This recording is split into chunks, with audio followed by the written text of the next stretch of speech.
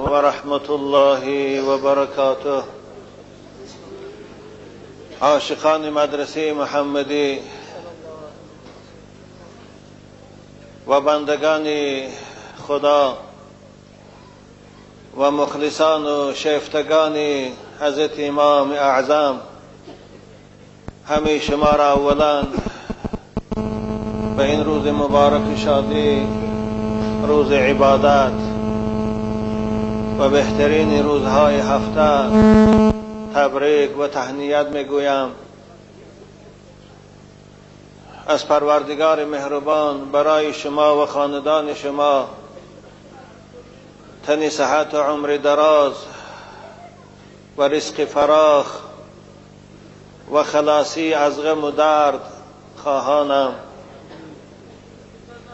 و از خدای مهربان در این ساعتی پرفیض و در این لحظه های اجابت دعا عاجزانه دعا میکنم و میخواهم که قدم های شما را از راه های دور و نزدیک برای آمدن این مدرسه محمدی و برای شنیدن درس امروزه تشریف نموده اید، اجر جزیل و ثواب بزرگ نصیب فرماید. پروردگارا تو قادری، این بندگان تو که در این هوای سرد نتانست خنکی ها راه اونها را گیرد، نتانست بلند شدن نرخ ماشین راه اونها را باز دارد، به خانه تو آمدیند و برای ادای عبادت تو خداوندا در این هوای سرد تشریف به خانه تو نمودند. جسدهای این بندگان بدنهاشان از بیماری ها خلاص کردند. پروردگارا جسدهای اونها را در جنت جاودانی جای ده و بر آتش دوزخ خود حرام گردان. پروردگارا بیمارای اینها را شفای کامل عاجل نصیب گردان. الان می آمدم چند جوانه که معلوم بود اثر غم در چهره هاشان، از من خواستند که حضرت ایشان در حق برادرم که بیمار هستند جراحی چشم میشوند، چشمشان عاجز شده است، دعای کنه. و دادر دیگر خواهش کردند که برادر من بیمار هستند و از شما التجای دعا دارند، در حق او دعا کنید.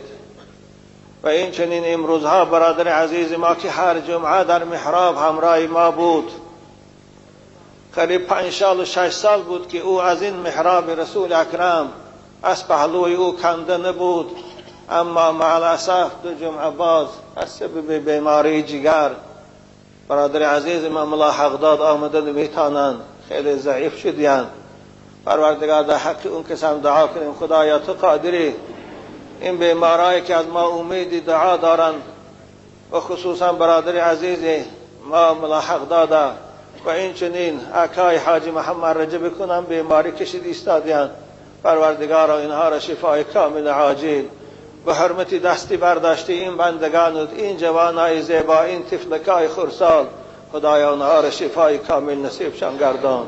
و از این رنج و بیماری خدایا در قضای تو اگر سلامتیشان رفته باشد زودتر اونها را خلاص گردان. آمین یا رب العالمین. امروز عزیزان من صحبت ما پیرامون وعده که در جمعه های پیش داده بودم، سرگذشت و تاریخ و حیات یکی از امام های مذهب، یکی از ستاره های درخشان عالم اسلام، یکی از پایه‌گذاران سنت نبوی حضرت ابو حنیفه نعمان ابن ثابت است که در بین ما به نام امام اعظم، یعنی پیشوای بزرگوار اهل سنت و الجماعت مشهور است. به این موضوع بازگشتن من اگرچه سالهای پیش، 5 سال پیش، 4 سال پیش من تاریخ این امام بزرگوار با شما گفته بودم، اما شاید امروزه عاشقان مدرسه محمدی آن وقت نبودند، یا شاید آن وقت در نوار ثبت نشده بود. بنابر از من چندی از شماها خواهش کردید که چگونه تاریخ حضرت امام حسین هر سال با یک سوز و گداز سرگذشت ایشان شما میگویید و ما فیض بردیم و محبت ما به خاندان پیغمبر زائد شد. از شما خواهش داریم که سرگذشت حضرت امام اعظم هم که امام مذهب ماست و افتخار ماست برای ما گویید، تا اینکه ما دانیم که امام اعظم کی بود و در کجا تولد شد و چه مقام و مرتبه از علم دارند و آخر چگونه جام شهادت نوشیدن و در کجا دفن شدند. خوب با توفیق عنایت پروردگار و کشایش الهی من تکیه به پروردگار خود کرده این موضوع را، این صحبت با شما عزیزان انشاءالله می نمایم.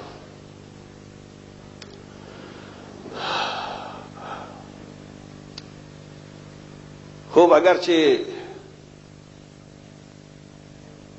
او حوصله سخنگویی که سالهای پیش بود این سالها در من سست شده است، در سلامتیم به جای نیست، گلوهام خسته است، لیکن به خاطر شور و شوقی که شما دارید من کوشش میکنم، به خاطر خرسند شدن شما و قانع شدن شما من امروز صحبت خدا گذرانم. الحمد لله رب العالمين والصلاة والسلام على أشرف الأنبياء والمرسلين وعلى آله وأصحابه أجمعين. أعوذ بالله من الشيطان الرجيم. بسم الله الرحمن الرحيم.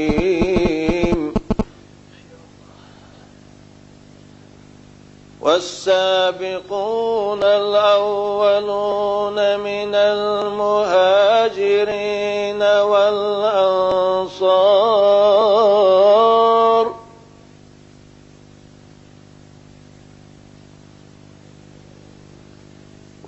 والسابقون الأولون من المهاجرين والأنصار والذين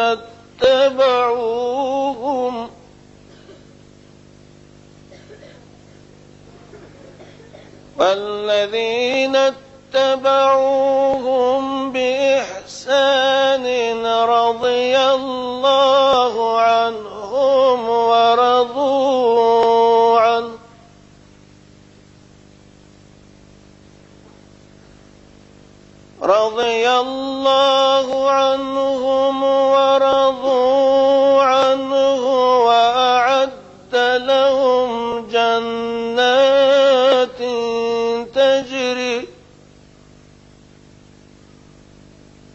وأعد لهم جنات تجري تحت الأنهار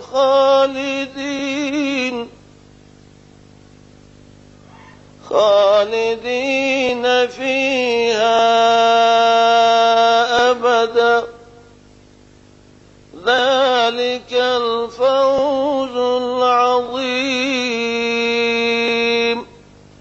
صدق الله العظيم.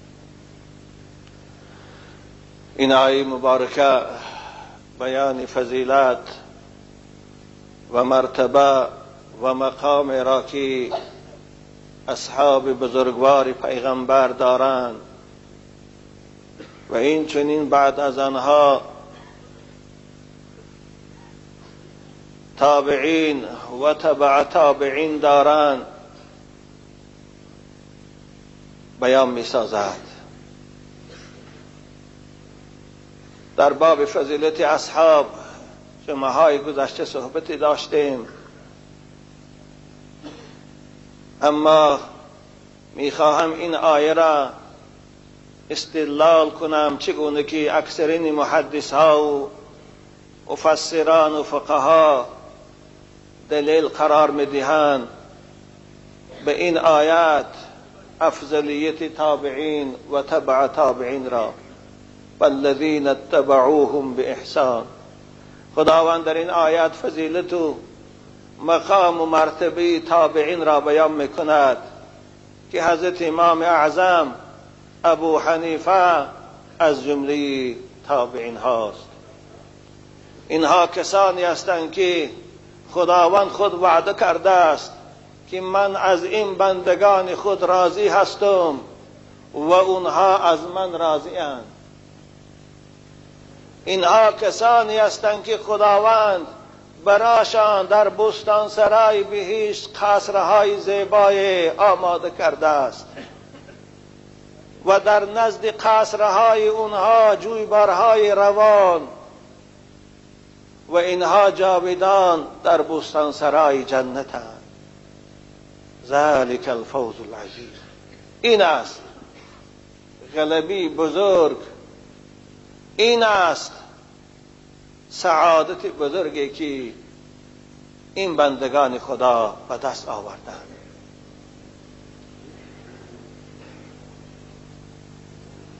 پیغمبر بزرگوار می‌فرمایند طوبی لمن رآنی ولمن رأى من رآنی.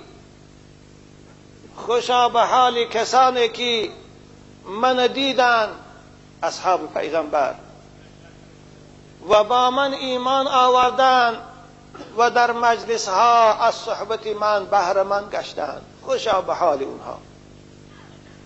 و این چنین خوشا به حال کسانی که اصحاب بزرگواری من دید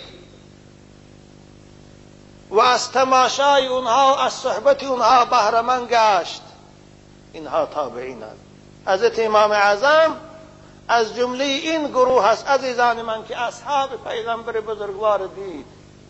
این حضرت انس ابن مالک و چند نفر دیگران.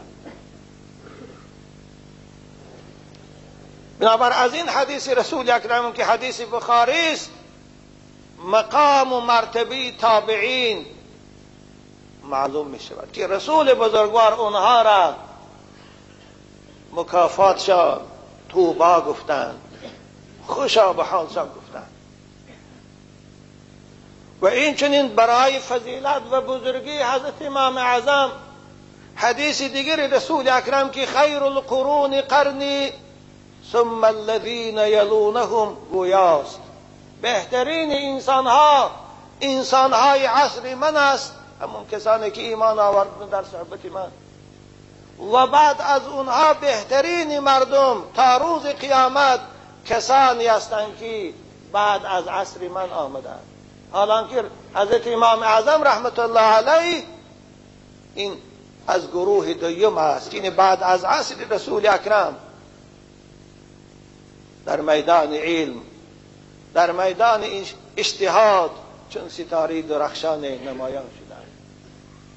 بنابراین دو حدیث هم بیان افضلیت و بزرگی و مقام و مرتبه امام بزرگوار ما حضرت امام اعظم رحمت الله علیه را بیان میکنند. خوب انشاءالله آینده فضیلت های او را بیان میکنم، اما باز میگردیم که امام پدر و مادرش کی بود و چگونه در کجا به دنیا آمد. باز میگردم همراه شما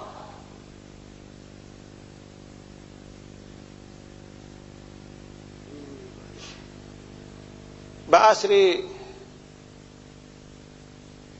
اصحاب پیغمبر، عصر تابعین. سال 80 از هجرت بود یعنی 70 سال بعد از وفات رسول اکرم.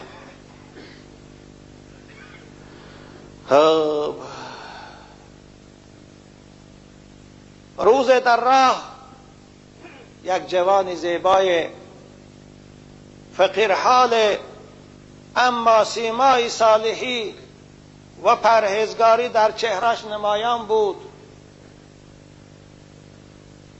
با سری خم با دل گرسنه از راه می گذشت. آفتاب گرم بود.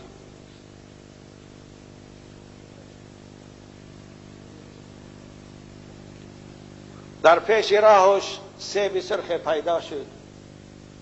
افتیده دید. این جوان که گرسنه بودن به اختیار سیب از زمین داغ گرفتن و با دستان خود تازه کردن و گزیدن. بعد از آن که یک پاره سیب خوردن به یادش آمد که این سیب از آن کی بود. آیا تو سیبی که ملکی دیگر آدم بود خوردی فقط در پیشگاه خدا چی جواب میدی؟ ناگهان دل این جوان لرزه فرا گرفت که تو حق مردم خوردی فقط در پیشگاه پروردگار اگر سؤالت کنه چی جواب میدی؟ باقی مانده سیب در دستش ماند، دیگر دهنش پیش نرفت که او رو خواید. نگاه کرد درخت آویزان، سیب از درخت افتیده بود. نزد باغبان رفت. باغبان صدا کرد آمد. بعد السلام و آخری گفت برادر همین سیبی باغ شماست؟ گفت که آره سیبی باغ من است. همین من نافهمیده از راه گرفتم و گشنه بودم خوردم، نصفش باقی است، لیکن من میترسم که خداوند فردا برای این سیب من میپرسد تو حقی بندی من جبر کردی، من چی جواب میدیم؟ حقی مردم دهد لذت و کامت، گلوگیر است در روز قیامت. بنابر همین برای من بخشید گفت.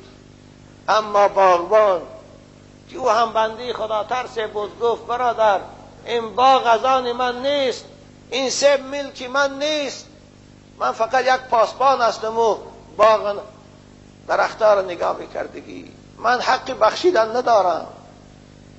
ببینه باغبانای زمانی تابعین چه تقوا داشتن.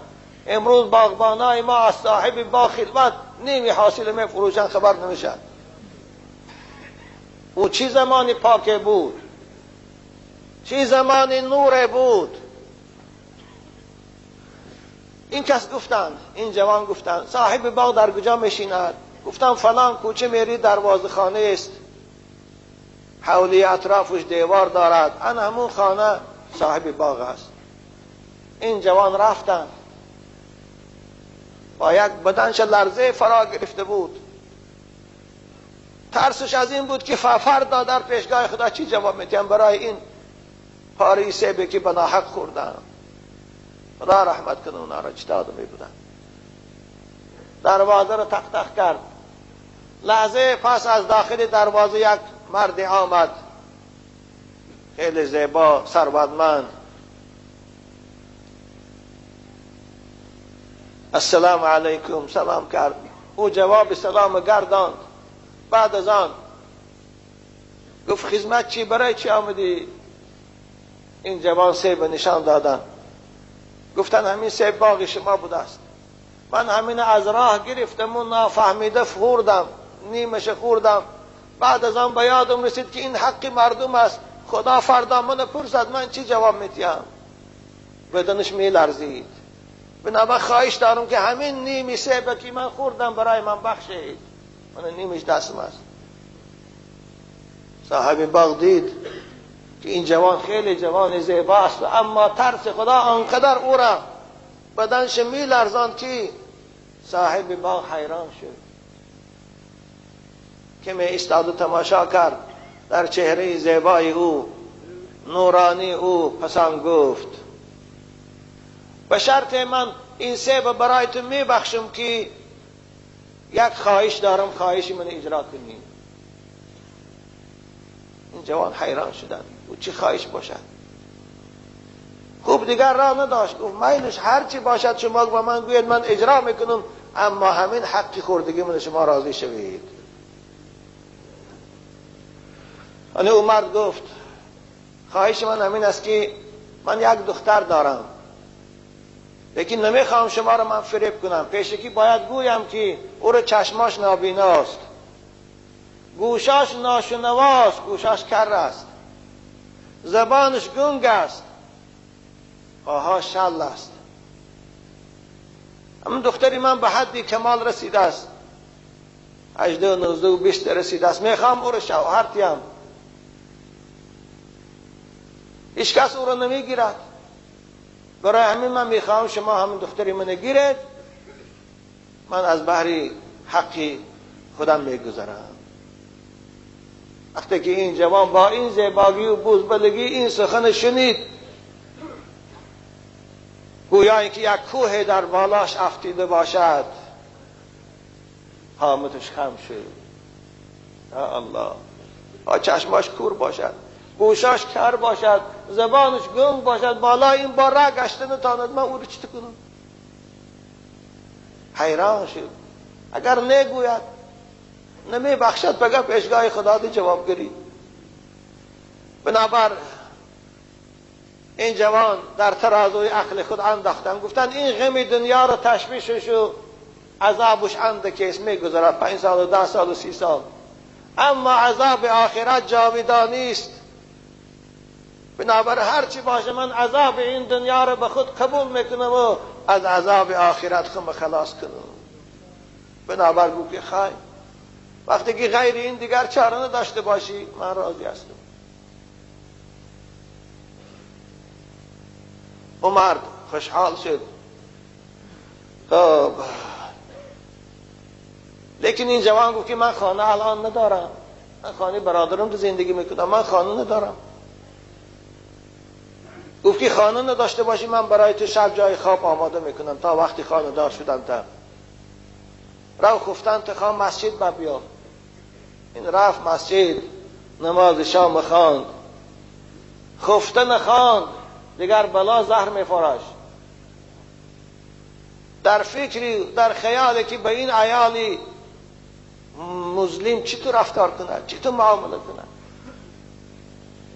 نماز خفته نخواند و با سر خم گویایی که در پاش زولانه زدگی باشد، به زور قدم زنان تا دهن دروازه آمد. دروازه را که تق تق کرد، خادم کشاد خدمتگار در آوردن، اینه خانه بردن. داخلی خانه درون عروس بود، اینجا نکاحش کردن. همه ما برآمده که رفتن، جوان گفتن خانه درون عروس و تست پیش او در آورد. این جوان گویا اینکه دنیا بالا چپه شده باشد، بسیار زیق بود، از جاش خیست برای درون در آمدن پیش عروس. دستش پیش نمیرد که در کشاد. خدایا من در کشام، السلام علیکم گویم، آخر او کر باشد سلام من نشنود. من درم وای کور باشد من نبیند، آکی وای از جاش پیش من خسته نتاند، من چطور درم؟ گویا اینکه چگونه در کمری مرگ کسی را به زور تیله کرده میبرند، این جوان با دل نخواهم به زور در کشاد. هرچی باشد گو السلام علیکم. اگر او کر باشد نشنود، ملائکه های کرام کاتبینش میبینند، جواب من بتیند. السلام علیکم گفته. وقتی که درون خانه در آمد، در پیش چشم او منظری دیگر نمایان شد. یک جوان دختری زیبای، چهرش مانند ماهی شب 14 یلقاس میکرد، بوی خوشش خانه را پهن کرده بود. و علیکم السلام گویان جواب سلام گردان. قریب این جوان دیوانه شود، خدایا این دیگه خانه باشد یا همون خانه باشد. آخر او شد. پدرش گفته بود این کر است، او کور است، این سلام من جواب گردان، معلوم میشه شنواست. پیش من راستا خست، پیش وازی من ده معلوم میشه پاش صحت است. قریب بودی از در عقیب گردد. یه عروس تبسم کرد، گفتن جان من، گفت عقیب نگر بیا، من هستم عروسی تو، بیا. اما دست دراز کرد. این جوان باور نمی کرد، گفت نه باور کن. آقا گفت پدر تو به من دیگه چی گفته بود؟ گفت آره راست گفته است. در پهلوی شوهرش راست ایستاد و تبسم کرد، گویا اینکه ستاره می درخشیده باشد از دندانهای سفیدش. و گفت آنچه پدری من برای تو گفت دروغ نگفته بود، راست است. شوهر عزیز گفت من با این چشمان خودم غیر تو خاندان خودم و استادم دیگر کسی را ندیدم. یعنی چشم من از دیدن دیگران پر بود. من اکنون تو را دیدم و اهل خاندان خودم، دیگر کسی را ندیدم. و این گوش من از شنیدن سخن مردان بیگانه کر بود. من غیر خاندان خود و تعلیم استاد خود سخن بیگانه نشنیدم. من به این پای خود غیر مسجد و غیر پیش استاد دیگر جایی نامحرم نرفتم. این از آن چیزی که پدر من برای تو بود. یعنی پای من شل بود از رفتن دیگر جاهای بیگانه. ببینه چی دختری پاکیزه و با تقوایی.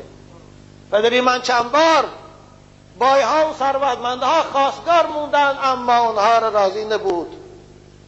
همیشه دعا میکرد که خداوند یک جوانی پاکیزه و با تقوای برای دختری من خدا نصیب کند. و دعا میکرد که الحمدلله که شما را خدا به این تقوا رسانی. بنابر رسول اکرم گفتن فاظفر بذات الدین تربت یداک. ای جوان مرد مسلمان، کوشش کن همسر انتخاب کن که دیندار باشد، با حیا باشد، با عفت باشد. تو رو خداوند بخت میتید، زندگی خوش میتید، خوشبخت میشه. حضرت امام مادرش همین زن است. خوب هر دو یک جایی شدن در خانه، مانند امروز خواهرای ما بارین. سر و روی او شسته بود، با آب طهارت یلقاس میکرد. نه سالن آرایش رفته بود $100 داده کرسکی کند، نه رواش شپکلاف کرده بود با کرم ها. حالا که عروس ها $100 داده سالن آرایش میره روشان شپکلاف میکنن، دیوارای خانه بارین کرسکی میکنن قاشاشونه. او نرفت، به همون جمال خدا دادگی به آب طهارت که روش میشوش، روش یلقاس میکرد، موج میزد. شوهرش قبول کرد. هر دو یک جایی شدن. از این یک جایگی بعد از گذشتن چند وقت طفلک به دنیا آمد. عزیزان این جوان کی بود ناموش؟ ثابت بود. ثابت پدر حضرت امام اعظم.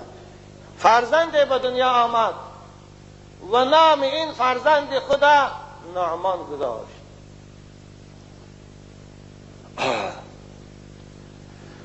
خب این حادثه در شهر کوفه شد ایستاده است عزیزان من. خوب این طفلک زیبا آهسته آهسته کلان شدن گرفت. در اولها وقتی که 5 ساله 6 ساله شد، محبت و ذوق تجارت و بازار در دلش پیدا شد. بازارچی شد، دوکاندار شد، مثل اکثر دادرای ما که تجارت دوست می‌دارند. آنچنان خداوند به او در تجارت استعداد داده بود، ذکاوت و هنر داده بود که در اندک زمان، بعض روایت در 16 سالگیش ثروتمند کلان شد. چند دوکان صاحب شد. این بای کلان شد. لیکن با وجودی که تاجر بود، هنرمند کلان در تجارت بود، گاه در محفلی علماها شرکت میکرد. روز یک محفل نشسته بودن، حضرت امام شعبی رحمت الله علیه در همان محفل بودن. نعمان دیدن با اون چهره زیبا، با اون قد قامت خوشرو. حضرت امام ابو یوسف حکایت میکنن، استاد من میگن نعمان یعنی ابو حنیفه. آدم چار پهلو بودن، قامت بلند بودن، آنقدر زیبا بودن، خوشرو بودن که در کوفه مانند ایشان خوشرو نبود. داره که مادره که اون تو زیبا بود از البته یه سری زیبا به دنیا می بیاد. حضرت امام شعبی این جوان زیباگیش دیدن و سخنرانیش دیدن و ذکاوت و عقلش که پای بردن، فیراتش کردن، گفتن جوان زیبا نعمان پیش من بیا.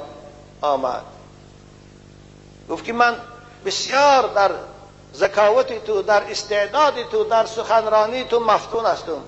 اگر تو این ذکاوت و این عقل و استعداد در طلب علم صرف کنی، آینده برای امت اسلام، امت محمد خدمت ارزنده میکنی. گفتن پیشوای خوبه میشه. گفتن خدا رحمت کنه حضرت امام شعبی را.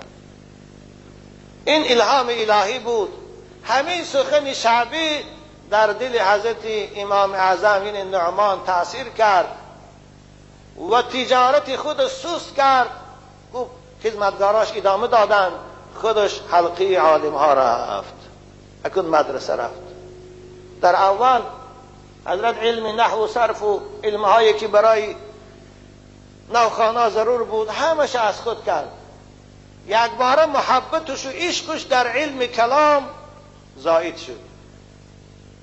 علم کلام این علم فلسفه، علم منطق و بیان، علم بحث و مناظره آنقدر حضرت از خود کردند که در کوفه از همه زایدتر مشهور شدند در مناظره با فیلسوفها و فلسفها درباره اثبات وحدانیت الهی، جنت و دوزخ با دلیل های عقلی.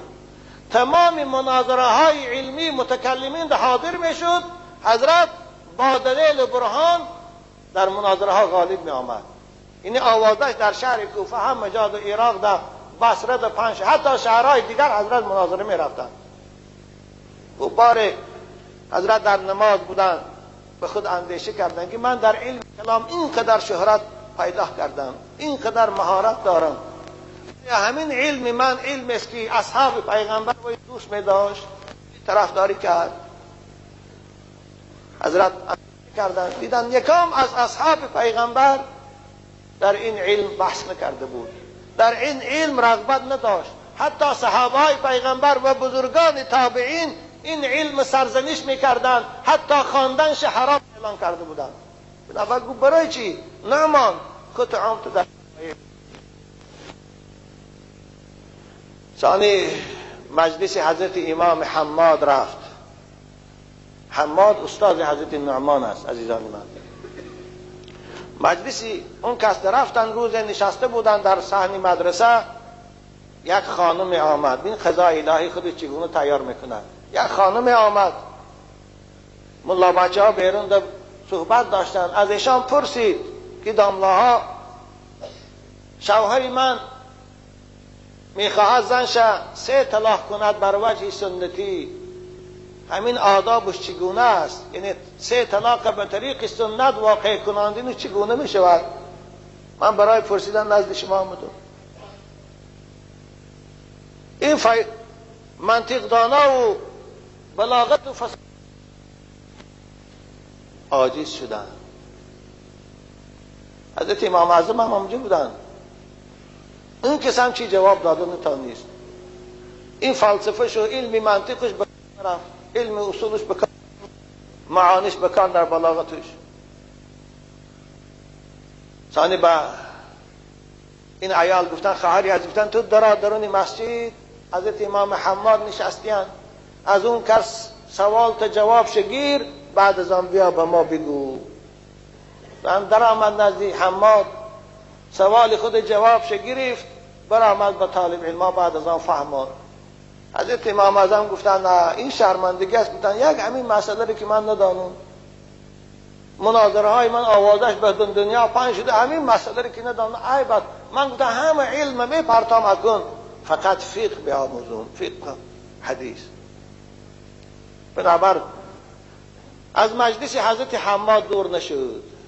وقتی که حضرت حماد دیدند که این جوان همیشه در محفل علم شرکت دارد، در محفل علم حضور دارند، او را نزدیک خود خواندند، پیش خود شناندند، بعضی سوال جواب ها کردند که خیلی مهارت دارد، خیلی استعداد خوب دارد. حضرت او را به شاگردی قبول کردند. 10 سال در حلقه درس حضرت امام حماد حضرت درس آموختند. بعد از 10 سال که خیلی عالم خوب شدن، فقیهی خوب شدن، به گمان خوشان اکنون به درجه اجتهاد رسیدن، قصد کردن که اکنون حلقه درس علاحده میکنم و شاگردای خم قبول میکنم. فردا از حضرت استاد مصلحت میپرسم از امام حماد اگر اجازت دیان حلقه درس رو جدا کنم. طالب علم عادتا یک ملای به قوت شدن با غرور پیدا میکنن. و گاهی درس آمد در اطراف پهلوی حضرت حماد نشسته بود که بعد از انجام درس از استاد اجازه گیرند. ناگهان در وقت درس بود که خبر آمد کسی جنازه خبر کن. حضرت حماد گفتند استاد بزرگوار فلانی خیشتان وفات کرده است در شهر بصره، غیر از شما دیگر وارثی ندارد، مال ملکش به صاحب است، حتما شما باید روید. خوب اکن حکم شهر بود و وارث بودن حضرت. بنابر گفتن جاینشین من تا بازگشت من نعمان درس میکرد، گفتن این ابو حنیفه حضرت. خوب اکن وقت پاییز نبود، سمالیات نبود که یه روز گشتی بیا جنازه رو خوانده. بعد 2 ماه گذشت تا رفت آمدن حضرت امام حماد رضی الله تعالی عنه. مورخا میگن در همین 2 ماه 60 روز 60 مسئله نو بین طالب علما گفتگو شد. 60 مسئله فقهی نو. حضرت امام اعظم همین 60 مسئله را جواب دادن با دلیلای خوشان، با عقل خوشان، با اجتهاد خوشان. وقتی که حماد گشته آمد همین 60 مسئله را به حضرت استاد عرضه کردن که آیا همین طور است یا نه. حماد شنید، چیلتی او را قبول کردن، گفتن آره این چیلتش درست است، ابو حنیفه جواب درست است، اما 20 است خطاست گفتن. 20 او را گرداندن. حضرت امام اعظم دانستن که حالا خامه. بنابر از همون لحظه به خودشان قصد کردن که تا حماد زنده است من از حلقه درس او دیگه جدا نمیشوم، من برای خود درس علاحده تشکیل نمیکنم. 8 سال دیگر باز در حلقه درس حضرت حماد شرکت کردن گرفت. حضرت امام حماد که شاگرد حضرت ابراهیم نخعی بودند. حضرت ابراهیم نخعی شاگرد علقمه بودند، شاگرد حضرت عبدالله ابن مسعود و حضرت عمر و حضرت علی رضی الله تعالی عنه بودند. وقتی که حضرت حماد وفات کردند، یعنی 18 سال پای در پای حضرت امام در محفل درس استادشان بودند. وفات کردند. بعد از حماد چند وقت پسرشان جاینشین شدند، اما اون کس اون استعدادی که استاد پدرشان داشتند که نداشتند، بنابر مردم کوفه به جای او حضرت امام اعظم شناندند حلقه درس در راهبری فقهای کوفه. خلاصه کلام بنابر 18 سال حضرت امام نزد او علم آموختند. بنابر یک حضرت سخن دارند، امام اعظم میگه قسم به خدا گفتند والله ما صلیت صلاة قط الا استغفرت لحماد مع ابویه. قسم به خدا هر باری که من نماز خواندم در نماز همراه با پدر و مادرم در حق حماد دعا میکنم. هر این فضیلتی که من دارم از فضیلت حماد است، استاد بزرگوارم است. قسم به خدا گفتند من هرگز حماد فراموش نکردم. خلاصه کلام حضرت جان من حضرت امام اعظم استاد اساسیشان حماد است، لیکن بعد از وفات حماد باز نزد 4000 استاد در اون کس درس آموختند، حدیث شنیدگان، فقه، علم آموختند. همگی 4000 استاد دارن، از اینجا به اونجا خواندن. خلاصه کلام حضرت امام اعظم رحمت الله علیه یک بحری به کنار در علم، هم در تفسیر و هم در فقه و هم در حدیث در شهر کوفه پیدا شده که مرجع تمام علماء گشتند. خوبه که اون زمان در شهر کوفه که علما و دانشمندا بسیار بود، در بصره و در مدینه و در مکه بسیار بود، آوازها به هر کجا پخش میشد، تا وقتی که حضرت امام اعظم میدیدند دیگرها در حقش هر چیزی گمانها میکردند، چگونه در کتابها هست از زبان حضرت سفیان ثوری، از زبان حضرت اعمش محدثا، از زبان دیگر، لیکن وقتی که با حضرت امام روبرو میشدند از گفته های خود استغفار میکردند. خلاصی کلام حضرت امام اعظم رحمت الله علیه عزیزان من، خب آنچنان در علم، در تقوا، در پرهیزگاری، در زبان شیرین و در بیان مقصود خود استعداد داشتند که محدثای بزرگ در حق او کس چنین گفتند. حضرت محمد ابن میمون که حافظ حدیثند، یکی از علمای مشهور عالم حدیثند، حضرت گفتند در زمان ابو حنیفه کسی داناتر و پرهیزگارتر و عارفتر به خدا و فقیهتر از وی نبود. یعنی این سخنی یکی از محدثای بزرگ عالم اسلام است. حافظ گفته محدث را میگن که 500,000 حدیث از یاد میداند او با سنداش. خطیب بغدادی این کس هم معرخند، هم عالم خیلی بزرگند در عالم اسلام، از نام یکی بزرگایی دین نقل میکنند در باب فضیلت حضرت امام. حضرت میگوید بر اهل اسلام واجب است که در عقیب هر نماز برای امام اعظم دعا کنند، برای ابو حنیفه دعا کنند، زیرا ابو حنیفه بود که هم سنت و هم علم فقه را برای امت اسلام نگاه داشت. یعنی حضرت امام اعظم بود برای ما تا قیامت هم سنت رسول اکرم، هم فقه که مدلل به سنت رسول اکرم است برای ما تا قیامت نگاه داشت. یعنی اول کسی که علم فقه استخراج کرد، قاعده های اصولی را برآورد، این حضرت امام اعظم رحمت الله علیه.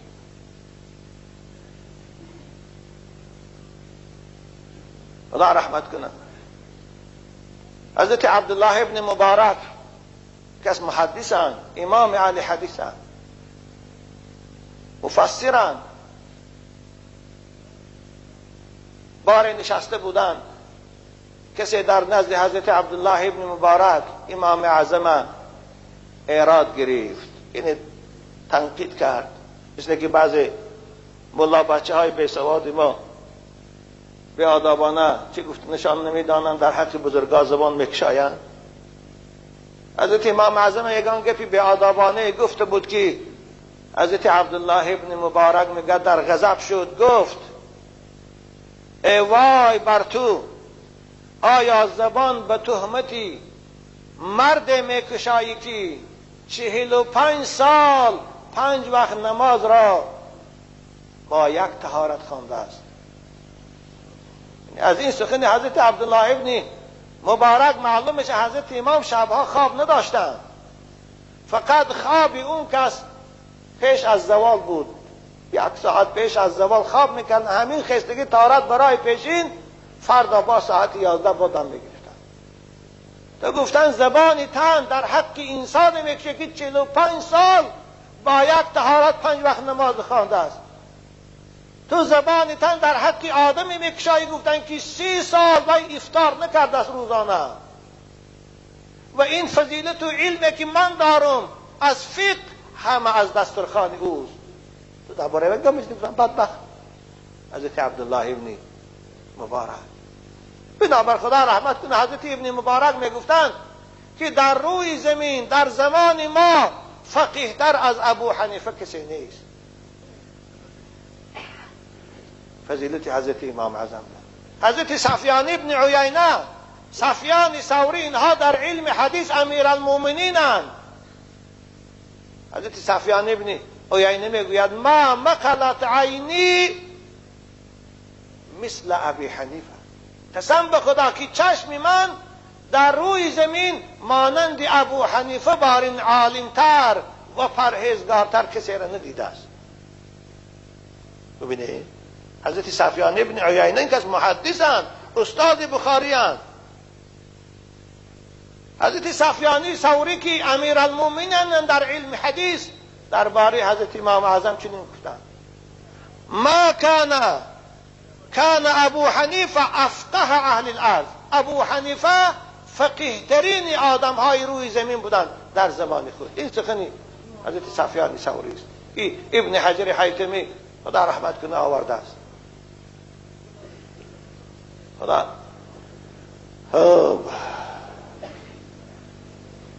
فضیلت حضرت امام و مقام و مرتبه او به این حد بزرگ بود که باره حضرت سفیان ثوری را برادرشان میگد وفات کرد. عزیزان من توجه کنید، من این فضیلت ها را به خاطر آن میگویم که بعضی بچه ها بیادابی دارن در حق حضرت امام. حضرت سفیان ثوری را برادرش میگه وفات کرد. این کس امام محدث است، حلقه درس او فقط حدیث بود. بزرگا برای تعزیه رفتن، مسجد پر بود. حضرت امام اعظم رحمت الله علیه برای تعزیه برادر اسلامیشان سفیان ثوری رفتن. وقتی که از در مسجد امام در آمدند، همه اهل مسجد از جا راست خیستند. حضرت سفیان ثوری از جاشان خیستند، خود حضرت خیستند. ابو حنیفه را پیشواد گرفتند، آوردند در جای خود شیناندند، در پهلوشان نشستند. خوب بعد از آن که صحبت تمام شد، گفتگو تمام شد، مردم پراکنده شد. شاگردای حضرت سفیان ثوری از استادشان پرسیدند. حالی محدثاده حدیث دانا خستن پیش یک آدم داخل جایز نیست میگویند. حیران شدند، گفتند استاد ما الان از شما یک کاری دیدیم که خیلی عجیب بود. آخر خود به ما حدیث تعلیم میدی که پیش مردم نخیزید، لا تقوموا کما تقوم الاعاجم يعظم بعضهم بعضا. حدیث صحیح است. خودت پیشی ابو حنیفه خستی. ببینه حضرت سفیان ثوری چه گفتند: هذا رجل من العلم بمكان إن لم أقم لعلمه قمت لسنه وإن لم أقم لسنه قمت لفقهه وإن لم أقم لفقهه قمت لورعه. ببینید سفیان ثوری رو شایده گفتن فرزند دائما این آدمی که الان من پیش او خستم و در جای خود آورده شناندم، او البته علمش جای بحث نیست، علم او جای گفتگو نیست. او خیلی عالم خوب است. اگر به شرط من در علم خوب با او برابرم دانم، اما در سال او از من کلام بود گفتم، به خاطر کلام سالش پیش نشست. ببینه احترام به کلام سالی را. اگر به شرط در سال از من کلامم نباشد، من به خاطر فقیهیش از در پیش او خستم. اگر به شرط در علم فقه با او برابر باشم، از سبب زاهدیش و تقواش از در پیش او من خستم. یعنی این آدم انسان است گفتن که در 2 رکعت قرآن ختم میکنند، 2 رکعت نماز ده قرآن تا آخر میخواند. حتی حضرت امام باره حضرت سفیان ثوری یک جایی حج رفتن، در سفر حج امام پولی بسیار داشتن، در خزینه‌بان خانه کعبه دادن، به قلور خانه کعبه پولاش همش دادن، اجازت گرفتن. زمستان بود، میگه خانه کعبه درونش در آمدن، 2 رکعت نماز خواندن، در 1 رکعتش قرآن تمام کردن. 1 رکعتش درون خانه کعبه. گفتن مگر پیش بای من نخیزون؟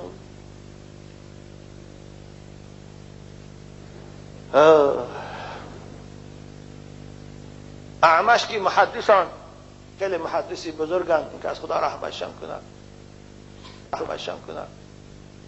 استاد محدثه هستند. گاه بار حضرت عبدالله ابن مبارک در حضور اعمش بعضی مسائل فهم کردن، بحث کردن. اعمش در همون محفل حضرت امام اعظم سخت سیاست کردن، اون کسی دیگه نبودن، غایبانه خبرکشا هر خبر برده بودن. بنابر همین عبدالله مبارک گفتن در کوفه یک بدعتکار برآمده است، گفتن با قیاس خود با رأی خود حدیث پرتافته است، اجتهاد دارد، تو این میشناسی؟ حضرت عبدالله مبارک شاگرد حضرت امام اعظم هستند، با وجود محدث بودنشان. حضرت میگه چیزی نگفتم به خاطر احترام اعمش. ثانی همون مسئله ها رو میگید پیش حضرت اعمش ده موندم، میگید دید گفت که این رو کی جواب داده است؟ عبدالله مبارک گفتم که اینها را جوابش ابو حنیفه دادیان، همون آدمی که تو الان او را سخت گفتی. خان میگه دیگر چیزی نگفت، خاموش، دیگر چیزی نگفت. حضرت امام میگه حج آمدن، در زیارت حج میگه بعد از انجام حج به زیارت حضرت اعمش رفتن. وقتی که با حضرت اعمش صحبت کردن میگه گفتگو صحبت طولانی، بعد از انجام صحبت حضرت اعمش گفتن من به خداوند استغفار طلب میکنم، از خداوند آمرزش گناه طلب میکنم برای سخنهای بی آدابانه که در شأن ابو حنیفه گفتن. ببینید اعمش با همون بزرگیش از پروردگار برای سخنهای پیشتر از دیدنش گفتگیش آمرزش طلب کردن. خلاصه کلام این امام بزرگوار عزیزان من که امروز با شاهدی حضرت امام شافعی گویم الناس عیال علی ابی حنیفه فی الفقه، کسی که میخواهد فقیه باشد او حتما از دسترخوان ابو حنیفه باید علم آموزد. یعنی همه ما علماء شافعی را اقرارش است در علم فقه ریزخوری دسترخوان امام اعظم هستیم. بنابر در شأن رسول امام اعظم پیغمبر خدا این سخن فرموده بودند. حضرت امام سیوطی میگه این حدیث رسول اکرم معجزه بود بیان به فضیلت و مقام امام اعظم که حضرت گفتند لو کان العلم عند الثریا لتناوله رجال من ابناء الفارس. این حدیث بخاری است. اگر علم در ثریا باشد فرزندان اهل فارس او را به دست میبیارند و به عالم پهن میکنند. عزیزان من،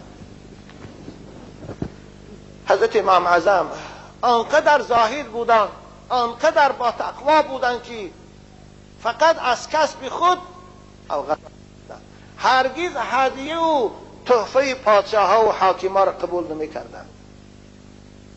شاگردایی که در اطرافشان بود مثل ابو یوسف و محمد و دیگر زوفر، همه اونها را از پول خوشان می خوراندن و می پوشاندن، حتی روزگارشان را تامین می کردن از پول خوشان. حاصل کلام عزیزان من،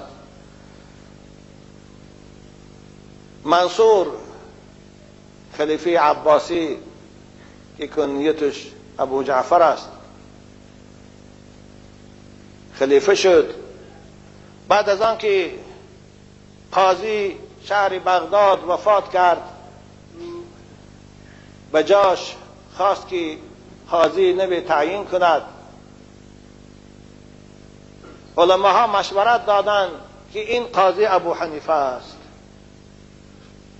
وقتی که او را به دربار دعوت کردند حضرت امام قبول نکردند. خب بار اول چیزی نگفتند، جوابش دادند. اما در شهر بغداد و کوفه و در مدینه منوره بعض ناآرامی ها شد. یعنی حضرت محمد ابن عبدالله نبیری حضرت امام حسین در مدینه و ابراهیم ابن عبدالله برادرشان در کوفه مقابل منصور فلاکت بعض اعتراض ها و نمایش ها کردند، به خاطر که بعضی رفتارش خلاف شرع بود. اینها که وارثای پیغمبر خدا بودند، از اولاد رسول اکرم بودند، بنابر به خاطر پیشی ظلم و بی‌آدابی او را گرفتن، نمایش کردن و بعضی حرکت ها کردند. شاید برای سرنگون کردن منصور بود. این خلیفه عباسی خدا در طیف سرش زند. کسی به منصور خبر برد، یا شاید راست بود یا دروغ، دشمنای حضرت امام اعظم گفتن که این ابراهیم ابن عبدالله را همه پولی که به خاطر شورشی ضد شما دارد، پول امام اعظم است، پول ابو حنیفه است.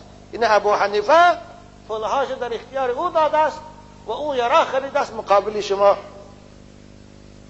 بنابر همین عبدالله جنگ، ابراهیم جنگ کردنی است. عادتا حاکم ها خیلی در این باب تشویش می شود. بنابر زود فیرات کرد، دویم باره ابو حنیفه را آورد. اگر نگفت که تو برای من زیدی من آدم ها را مسلح کردی استادی. البته حضرت امام طرفدار حضرت ابراهیم بودند، زیرا وی نبیری رسول اکرم بود، وی سید بود.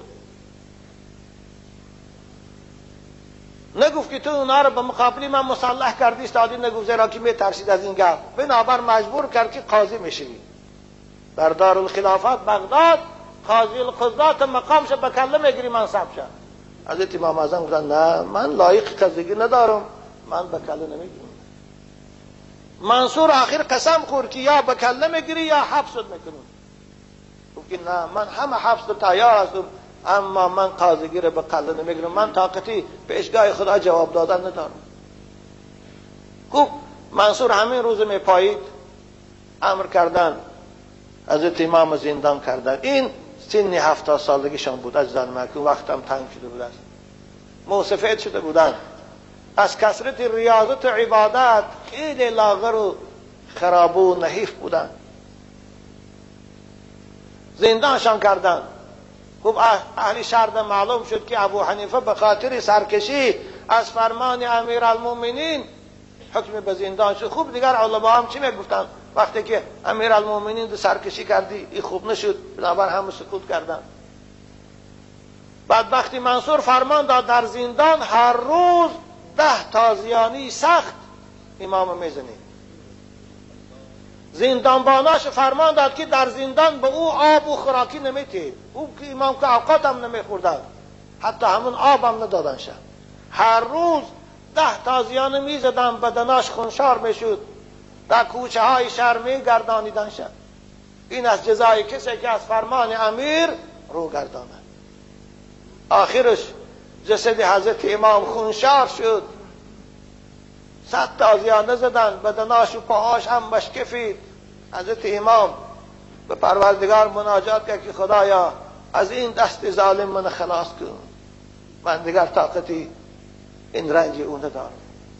به این هم بدبخت اکتفا نکرد، میگوید منصور، مورخان میگویند به این هم قناعت نکرد، فرمان داد در دارالخلافه آوردنش قصر خودش، وزیراش و جلاداش.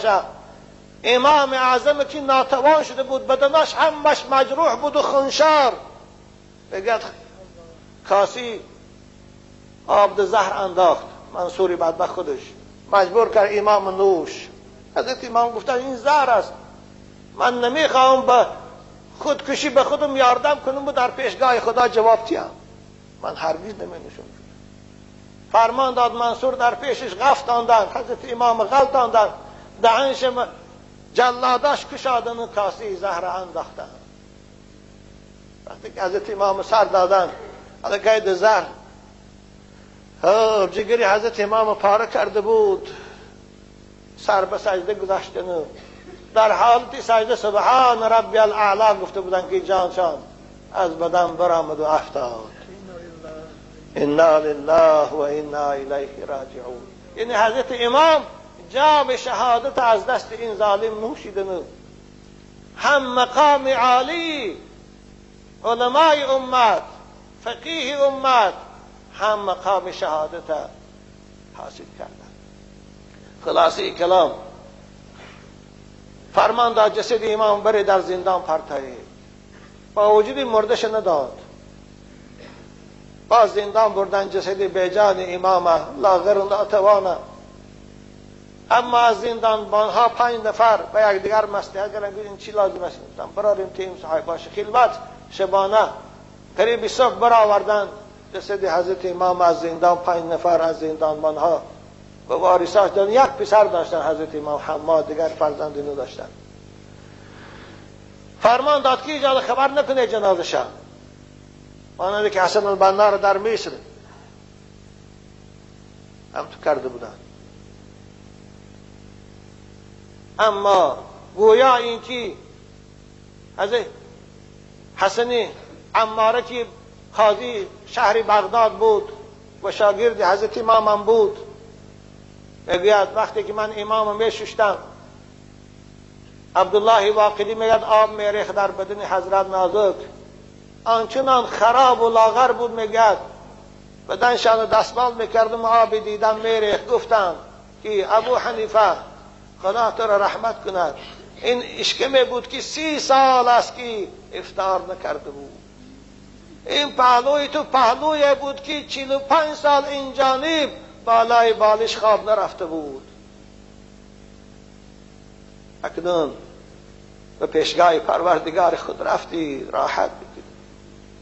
میگه تا وقتی که جنازه حضرت تابوت، میگه ششتیم در تابوت انداختیم، وقتی جنازه آنقدر در جنازگاه آدم پیدا شد که زیاده از 100,000 نفر آدم در جنازگاه جمع شد. میگه گویا اینکه ملائکات در شهرها اعلام میکردن که ابو حنیفه وفات کرد. وقتی که خبری وفات حضرت امام به حضرت اعمش رسیدن در مکه مکرمه، حضرت اعمش میگه آب دیده هاشان ریخت. گفتن افسوس افسوس که علم، چراغ علم در کوفه خاموش شد. حضرت اعمش آنقدر جنازه خان شمارش میگه از 100,000 هم زاید شد. جنازه حضرت امام 6 بار تکرار به تکرار خواندن از سبب بسیاری آدم. نماز عصر قریب تاریک شد، بعد از آن در قبر موندن از سبب بسیاری آدم امکانیت قبرستان بردن نشد. خلیفه تلخ شد، او خدازادی منصور و خیال کرد من فرمان دادم هیچ کس جنازه وی نبرد، اما خداوند کسی را عزیز کرده باشد نمیتواند کسی وی خار کند. پیش از آن که حضرت جام شهادت نوشن وصیت کرده بودن که وقتی که من وفات کردم همین قبرستان خیزران گفتن طرف چپی او زمین غصبی نیست، دیگرش غصبی است، این حاکما به زوری گرفتگی از وارثاش، همونجا زمین غصبی نیست. قبر من گفتن در همونجا کابیدو، جسد من همونجا مونید. الان سالهای پیش حاجی های ما بغداد میرفتن زیارت میکنن حضرت امام قبرشان، در همونجا بعد دفنشان، یعنی بعد از دفن حضرت امام 20 روز بالای قبرش جنازه خواندن. حتی حضرت امام شافعی با همون بزرگی هر مسئله که براش مشکل میشد بالای قبر حضرت امام اعظم میرفتن، شب نماز میخواندن، استخاره میکردن، همون مسئله براش کشاده بشه. بنابراین حتی در نماز بامداد امام شافعی دعای قنوت میخواندن، در بالای قبر حضرت امام دعای قنوت نخواندن، به خاطر گفتن احترام صاحب این قبر حضرت امام اعظم شافعی رحمت الله علیه. بنابراین حضرت امام اعظم این تو انسان بود. عزیزان من، یعنی تولد او در سال 80 هجرت بود در شهر کوفه و وفات او در شهر بغداد سال 150 از هجرت بود، ماه رجب بود و عمر مبارک حضرت 70 سال عمر داشت. اما در این 70 سال حضرت به دنیا علم را پهن کردند که قریب در تمام گوشه و کنار عالم پیروان مذهب حضرت امام اعظم هست. شخص سوال میکند که چه پیروای حضرت امام اعظم اینقدر دنیا بسیارند، در امریکای لاتینی هم، در اندونزی هم، در همه جا هست. از همه سر نفوذترین مذهب مذهب ماست. سبب چی گفته پرسیدن؟ میگه حضرت امام اعظم یک خواب دیدن. حضرت خواب دیدن، در خواب خود قبر رسول اکرم در رسیدن، قبر پیغمبر بزرگوار کندن به دستشان، از قبر رسول اکرم خاک گرفتن بغلشان پر کردن و برآمده همین خاک بیرون چاشیدن گرفتن هر طرف. مردم تماشا میکرد. حضرت از خواب بیدار شدن، خوشانم ناراحت شدن این چی خواب باشه. گفتن حضرت محمد ابن سیرین هم عصر حضرت امام اعظم اون کس عالم تعبیر خواب، اون کس رفتن وقتی که خواب بیان کردن محمد ابن سیرین گفتن صاحب این خواب کیست؟ حضرت امام اول قائل نشدن، نگفتن که من. گفتن این خواب صاحبش کی است گوید به من. نگفتن. و گفت محمد ابن سیرین گفتن این آدمی که این خواب دید است، گفتن قبر رسول اکرم خاکش گرفت است و چاش داد است آبود. این آدم میشود گفتن که با علم خود، با علم پیغمبر خود دنیا را گفتن چی پر میکنه. یعنی همون جای طرفی که خواب چاشیده است از علم پیغمبر همه جای عالم پر میکنن. این خیلی برای اسلام خدمت میکنه. حضرت امام گفتن همون خواب من دیدم، گفتن تو همین آدم هستی باشه، تو بشارت کن. 100 بار حضرت امام اعظم رحمت الله علیه پروردگار در خواب دیدن، 100 بار. 99 بار در خواب دیدن. حضرت باری صدم گفتن خداوند اگر این شب من تو رو در خواب بینم میپرسم مقصدی دارم. شب صدم هم این باری صدم هم پروردگار در خواب، زیرا که خدا رو در خواب دیدن در شب ممکن است ایزان من، مثل حضرت فضیل عیاض و دیگرها دیدن 100 بار پروردگار در خواب. یعنی این انسان بود که اساس علم فقه و استخراج علم فقه از حدیث قرآن سر اساس گذارش حضرت امام اعظم رحمت الله. به تعبیر حضرت اعمش گویم محدثا داروچی اند، داروخانه هستند و فقها طبیبند. محدثا حدیثا رو جمع میکنن، دلیلا رو جمع میکنن، از اونها مسئله های فقهی استخراج کردن نمیتونن. از این سبب فقهای محدث نزد علماهای بزرگ از محدثایی که حافظن در علم حدیث مقامشان بلند است. بنابر بعضی حضرت امام اعظم رحمت الله علیه را از امام بخاری هم مقامش بلند میدانند. در که حضرت اعمش خودشان در یک محفل وقتی که حضرت امام اعظم پرسیدن در یک مسئله فقهی، حضرت جواب دادن، گفتن این تو از کجا گرفتی، دلیلش از کجاست؟ حضرت حدیثی که از خود اعمش شنیده بودن همون حدیث خواندن، گفتن از همین حدیث همین مسئله فقهی با همه جزئیاتش خارج میشود. وقتی که اعمش این سخن شنیدن، حالا هم نوشته بودن، حضرت آنقدر بجزم آمدن امام اعمش خدا رحمتشان کنه. اعمش که حیران شده بود گفت ابو حنیفه بس است، الان دانستم که آنچه را که من در 100 روز به تو روایت کردم تو در 1 ساعت همه را برای من خواهی گفت. من نمیدانستم که تو به این احادیث اینقدر عمل میکنی، از او مسئله ها خارج بکنی. ای جماعت فقها، شما طبیب های و ما محدث ها داروخانه، اما تو ای مرد ابو حنیفه هر دو بعد را گرفتی، هم طبیبی هم داروخانه. ببینید این شاهدی حضرت اعمش رحمت رضی الله تعالی عنه. خوب من صحبت خود در اینجا به پایان میرسونم، ساعتم از 10 دقیقه گذشت. پروردگار اولا که این ساعت نزول رحمت است. حضرت سفیان ثوری میگن عند ذکر صالحین تنزل، وقتی که دوستای خدا را صحبتش میشود رحمت خدا نازل میشود. بنابراین یک جای خواهش میکنیم دست بردار پروردگار به حرمت این لحظه های نزول رحمت، به حرمت سرگذشت این دوست که مقرب درگاه توست، پروردگارا عاجزانه دعا میکنیم به حق اسماء حسنات که اسلام در روی زمین غالب گردان و قانون قرآن را در تمام عالم حاکم گردان و دشمنای اسلام هلاک و زبون گردان و خداوند این جنگ خان و منصور در فلسطین و عراق و افغانستان خاموش گردان. خداوند دست ظلم تجاوزکاران را از این سرزمین های مسلمان ها کوتاه گردان.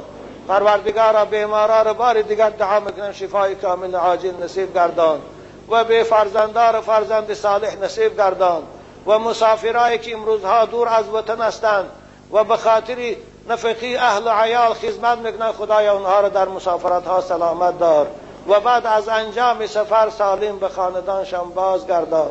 پروردگارا زندانیان را که به گناه ها در حبسخانه خوابند از زندان ها خلاصشان گردان و فقیران و محتاجان را خداوند از فضل خود کریم غنی و بی نیاز گردان. خدایا این دادرای تاجر ما را در تجارتشان برکت عنایت فرما. خدایا طالب علمای ما را عاشقان علم و معرفت و دانش، خدایا استعداد خوب و حفظ کامل و تقوا و زهد و پیروی از سنت قرآن از حضرت امام اعظم نصیبشان گردان. پروردگارا بار دیگر گذشتگان ما را غریق رحمت گردان آمین یا رب. خدا رحمت کنه حضرت قبلگارا.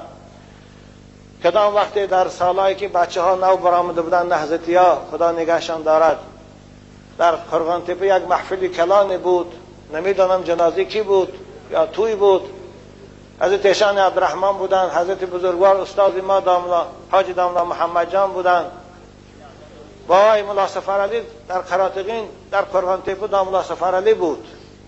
یکی آمد و میگه محفل ده، گفت که ای ایشان و داملاها، آخر این جوانا به ادب در حق حضرت امام اعظم هر گپ های به آدابانه زدیش دادیان. امام اعظم هم آدم و منم آدم، ویم این دارد منم دارم، مگر همین آداب است؟ حضرت قبلگاه ما همونجا ایسته نکرده. حضرت گفتن اینها مانند سگن، امام اعظم مانند ما هست. در شب 14 سگ به سوی ما حقش کنه، یگان جای آبروی ما کم میشوند. اینها همه حکم سگده. بنابراین من به کسان طالب علمایی که خواه سلفی و خواه خلفی کدامش نباشه میگویم کدامت که نام حضرت امام اعظم با بی‌آدابی میگیرید، شما همون سگ هستید. اگرچه اهل حدیثه، اگرچه اهل تفسیره، شما همون هستید. بنابراین عزیزان من، احترام در حق گذشتگانتان نگه دارید. خوب، دیروز نزد من برادر عزیز عبدالرحمن که رقم پسرچان خیلی زیق است، همسرشان خیلی برای قاری عبدالرحیم مثل البته پدر است میسوزد، خواهش کردن که در حق فرزند ما گذارد. من گفتم او فرزند شما جوان طفلک مرد، او احتیاجی به دعا ندارد، لیکن به خاطر پدر و مادرش دعا کنیم خداوند پدر و مادرش صبر جمیل نصیب فرماید. باقی فرزند داشته با عمر دراز و خدایا تو قادری بازیگان پسرچی دیگری که جای نشین او شود برای این پدر و مادر نصیب گردان. و دادر دیگری هم از ما خواهش کردند که من در مسکو به نام جمال الدین رفیقای خود چند نفر نمازخوان کردن با آیشان از منبر بالای من دعا کند. دادر عزیز ما جمال الدین دعا کنیم که مانندی گذشته ها باریم پیرو قرآن و داعی به سوی اسلام شود و جوانار مانند خودش مسجدی اهل نماز گرداند. آمین یا رب العالمین. انشاءالله صحبتی آینده ما عزیزان من در سرگذشت حضرت سلمان فارسی است. من تاریخ حضرت سلمان فارسی را برای شما جمعه آینده میگم، لیکن اینجا یک پسرچی خردسال نو دست من در همین مکتوب داد. بابا جان، من به شما و خاندان شما از خدای تعالی تن صحتی و سعادتمندی خواهانم. بابا جان عزیز، من از موی سفید پدرم شنیدم که با کدام سبب خدا رحمتی مامام با پدرم در حق ما نبیرگانش، این دخترکای خاندان، دعای بد کرده بوده است. این ماماش در حق نبیراش دعای بد کرده بوده است. بابا جان، ما چیکار کنیم که روحی ماما از ما تن شود؟ بابا جان، در حق مامای ما دعا کن و در حق مای مشتپر هم دعا کن تا که ارواح مامام از ما راضی شود. خوب خواهرای عزیز، خدا خواهد شما نمازکاتان خانه، شما حیا و حجاب اسلامی یعنی روی مال بنده در سرتان، 5 وقت نماز تان خیلی بعد از نماز دستکاتان برداره، خدایا مامای من جاش جنت کن، گناهاش مغفرت کن، خدا خواهد مامات از شما راضی می شود. مامات در خانه قبر برای شما دعای نیک میکنین جانید. راضی شدن روح ماما از شما خواهرکای عزیز، این شما حیا و عفت اسلامی رو نگاه دارین نمازاتان خانه. والله ماماتان از شما راضی است، خدا از شما راضی است، پیغمبر از شما راضی است. خدا نگهتان داره. اکنون بچه های عزیز بیرون جا هست، نماز